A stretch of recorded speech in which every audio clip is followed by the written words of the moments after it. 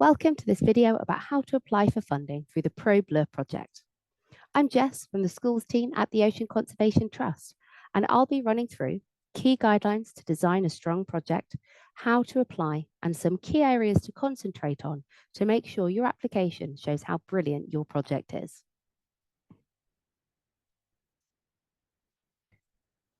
So what does a strong ProBleu project that has a high probability of securing funding look like? Well, there's detailed guidance online that I'll be discussing later, but as an overview, here are 5 key factors that summarize a strong project. Firstly, it'll be well linked to the EU's plan for protecting and restoring oceans and waters, known as Mission Starfish 2020. This isn't as intimidating as it might sound. Mission Starfish covers these 5 objectives, and anything that would contribute to these will be relevant. So these, as you can see, are zero pollution, which can include physical litter, but also chemical or biological pollution like sewage. Decarbonizing our oceans, seas, and waters. Regenerating marine and freshwater ecosystems, and revamping governance. There's also filling the knowledge and emotional gap, which all projects will by definition apply to. The key is to be able to explain in your application how your learning and activities will work towards the achievement of that mission. The 5 objectives each have associated targets, which you can see on the table here. And these can give you more specific goals your project can be supporting. They don't have to meet any of these targets, but if you're struggling for really concrete ideas, it can just give you a little bit of guidance. You can also find a link to the Mission Starfish document on our Ocean Curriculum Funding webpage for more information. And some examples of the ways that activities in people's projects have linked to this include things like studies of a specific local ecosystem, the collection and analysis of citizen science data on things like water quality and microplastics. In some cases, it's been things like actions to reduce single plastic use in the school community or wider community with student-designed information boards, or learning about eutrophication of a local body of water. It can also mean things like learning about the importance of the ocean for the local community, because in that way, your students are starting to understand that multi-layered relationship that they and people in their community have with the ocean and the ways in which they can rely on it. One here is things like renaturalize rivers and waters. And that regenerating marine and water ecosystems. It could be if you've got degraded habitats in your area, if your project involves directly supporting the regeneration of those degraded habitats in some way, then that could help your project be a really strong link to these mission objectives. A strong project will also be well integrated into the curriculum and replicable in future years. So think about what topics will your students be learning that are either in the curriculum or extending curriculum learning? And will you be able to run this in future years in a similar way? It will engage with the community. So the context of this is the immediate school community, like the parents and families of your students, but also wider members of the public and external groups or organizations, ideally. For example, a project application we've seen surveyed beliefs among the community and involved local fishers and fish markets to learn about topics like sustainable fishing and microplastics. It's been seen that quality involvement of communities can really contribute to the success and impact of projects like these. Something that often makes a project stand out is that it'll often be in cooperation with other schools in some way, either other local schools or through twinning. We'll now look at how to complete your application, including some tips on how to help your project stand out.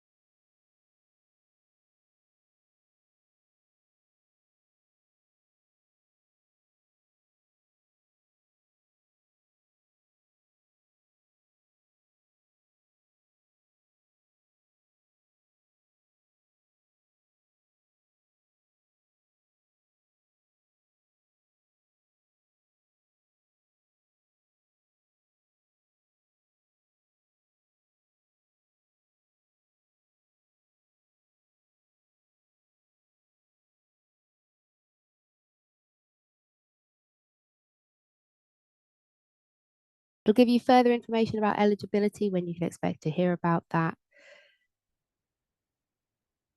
more about the sorts of things, the sorts of costs that are eligible for coverage. Section 6 helpfully lays out the quality and merit evaluation, essentially the criterion that your application will be assessed against. It looks at the quality of the project and the project outcomes, the engagement and likely impact of the project, and some further criteria defined by Horizon Europe that you can see here. These are the questions that are going to be asked essentially in your application form.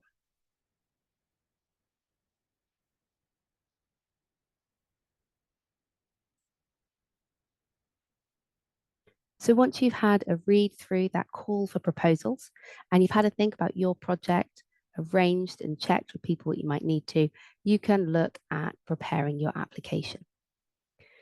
This needs to be completed in English. First, you'll need project description following the ProBleu template. So this is where you're going to enter most of the information about your project to be evaluated. Once you've downloaded it, you can then, or opened it, you can then type your answers directly into these boxes.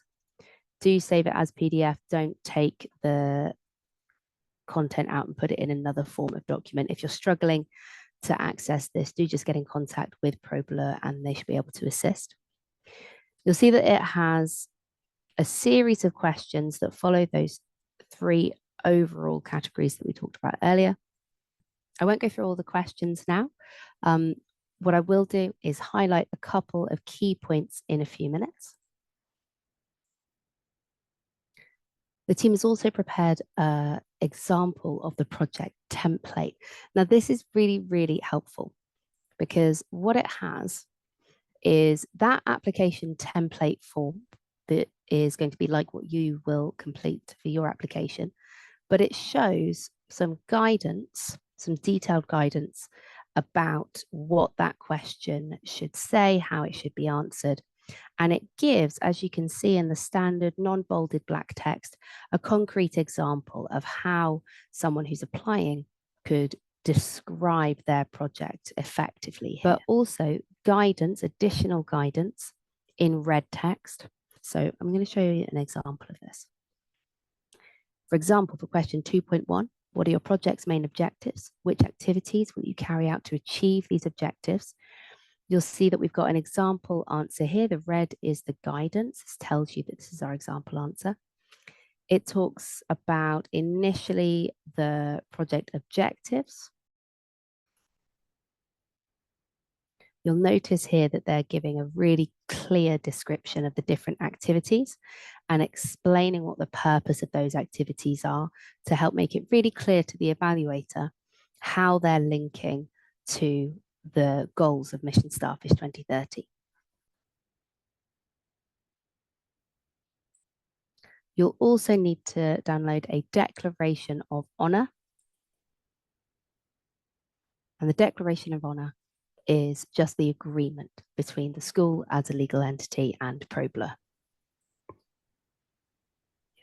Now, as I mentioned, when we were looking at the call for proposals, some of these documents might change slightly. Some of the application details might change slightly between the second and third call. So it's worth rechecking these before September to give yourself ample time to prepare your application.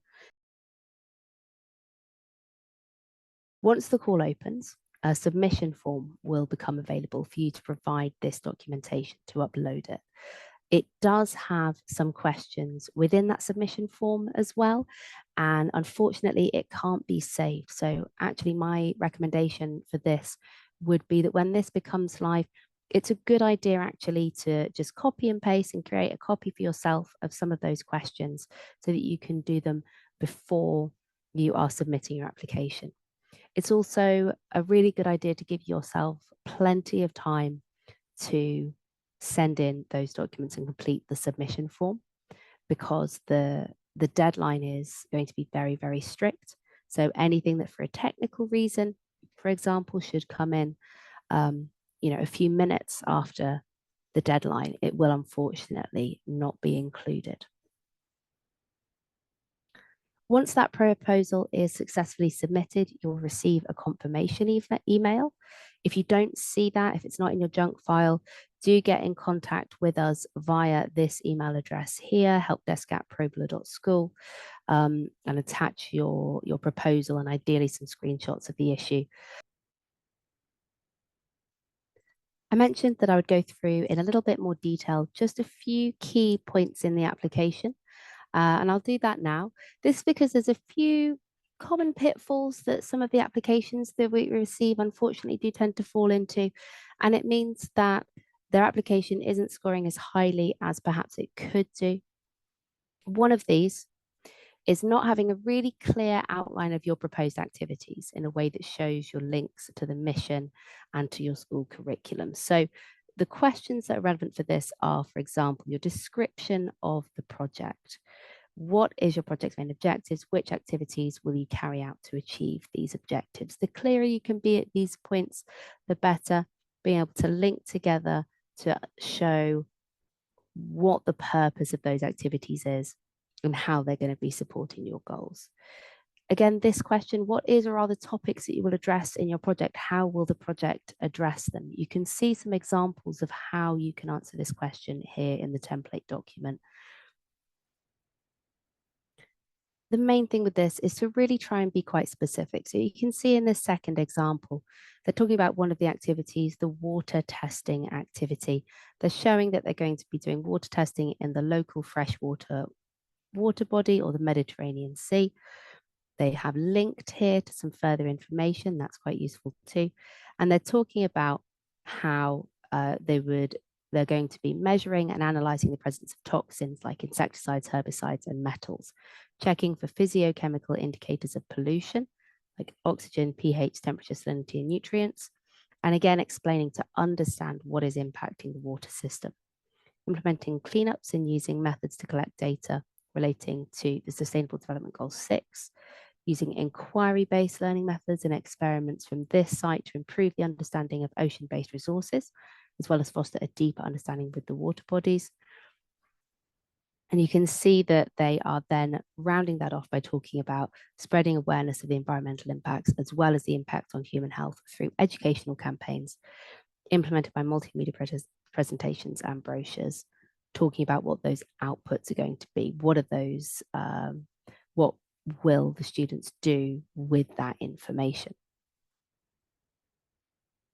Then linked to that, how will you implement those activities? There's quite a good amount of guidance here, which gives you a suggestion of how you can make this very clear for the reader. If you've got a different way, do feel free, do go ahead. But if you're not sure, this is a great, nice, clear way of using it. So in this example, again, the water testing activities, they're talking about in month 1 being the preparation and acquisition of kits, materials, and developing protocols. And they do a step-by-step, not in exhaustive detail. You don't have to spend days and days and days on planning this and be really specific. On this day, I'll do this. On that day, I'll do that. It doesn't need to be that, but you need to give an overview of how these steps will build upon each other. And this will help the people evaluating to look at whether this seems to be a plan that is going to be feasible and achievable. And linked to this, that idea of having a really clear outline of your proposed activities and their links. How do the activities and results proposed relate to the existing school curricula or activities? So rather than just writing, oh, well, it has links to chemistry for our year 8s, it has linked to biology for our year 7s. This person is putting in information about, at a simple level, how will it link to chemistry and biology, tech and environmental science? And you'll see that some of it is really multidisciplinary. This idea of specific details comes through again in the sections on the inclusion of disadvantaged students and on carbon reduction methods. So in section 3.2, we have a question that is, how will you ensure that students have equal access to the activities of the project? Now, we often get answers that are along the lines of, we follow guidelines to be an inclusive school, we have a SENCO, and we will think about how we can include everybody. And while a lot of the time the ideas that are presented in these are admirable, a lot of the time they're quite vague, and it's difficult to be able to see exactly how they're linked to the project activities themselves. So in the example you can see here, there are ideas like providing differentiated learning materials and instructions. I'll consider doing the following: offering visuals, charts, and hands-on activities alongside written instructions for science-related tasks, encouraging different forms of expression like creative expressions, adapting activities to accommodate students with physical or learning functional diversities, offering alternative ways to participate in presentations. Whatever relevant access requirements you would need to address, the more detail you can put this into, the better. The question following this, 3.3, gives you some prompts about this. So will the project reach students with fewer opportunities? And it gives you a bit more information. You can see there that it suggests using the Annex 1 of the call for proposals for more information on this.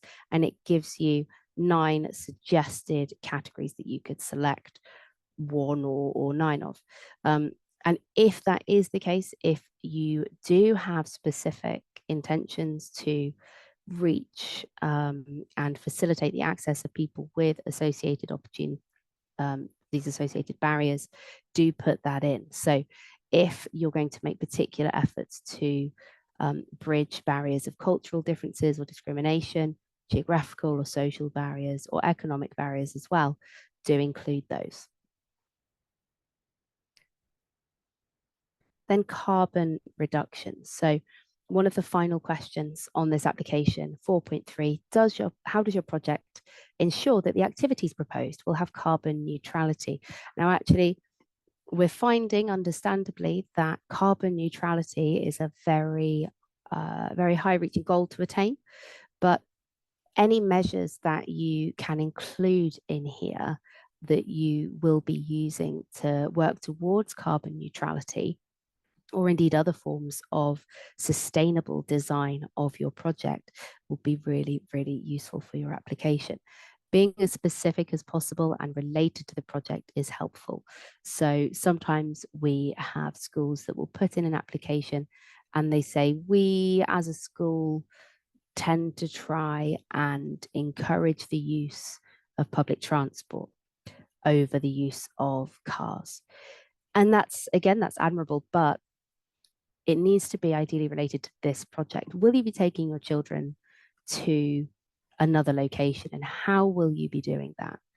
A lack of cooperation with other schools can unfortunately be a little bit of a pitfall, somewhere where some really excellent projects fall down a little bit, fall behind a bit on. And that is because it can be a little bit difficult, of course, to achieve. But it could be that you have a relationship of some kind with a local school, or it could be a twinning relationship. It could be that some of it is a digital relationship. So if you're inviting speakers, you could invite other schools to attend that as well, for example. Some ways that you can get some ideas about cooperating with other schools can be using the templates that we provided, this example template, but also looking again on that ProBleu website at what some of the past projects have achieved. So in this example, we aim to collaborate with a nearby school. They give the name of the school, share our findings and results. Now, that's not in a great deal of detail. It could do with being a little bit more. How do you intend to collaborate? Will they be attending your events? Will they be directly involved, or will it just be that you're sending a summary at the end of your project? Additionally, we plan to connect with other European schools via the e-twinning platform. So again, that's really positive, and looking to share our project details and results with them. So looking to share their outputs at the end of the project. Where possible, if you can have schools involved within the project itself at some stage, that really does contribute to the strength of your project. Finally, we have the budget summary. Do try to go into a reasonable amount of detail on this. If you're talking about scientific equipment, what scientific equipment are you looking to purchase? Something here that unfortunately does sometimes make some projects a little bit less impactful is that there's a reliance on one-off funded activities. So it might be a really wonderful activity to take a group of 30 students or 15 students on a glass-bottomed boat trip. That could be really impactful for those students. But if you're not going to be able to afford to do that the following year, then the impact is really limited. If you're only able to do it for a few students in your school, the impact is really limited. So if you're looking at getting, let's say, an external provider to come in and deliver a workshop to your students, could it be that there's an agreement between yourselves and that provider that they're able to come in and do that in the future at lower or no cost? Or could it be that rather than them delivering it to the children, could they be involved in training your members of staff to upskill your staff so that they can deliver that piece of work in the future? Thank you for watching this overview of how to apply for ProBleu funding. Remember that you can check out the ProBleu FAQs for further questions or visit our Ocean Conservation Trust Ocean Curriculum Funding webpage. By signing up to receive newsletters, you'll get regular updates of key dates or changes. We wish you the very best of luck with your application.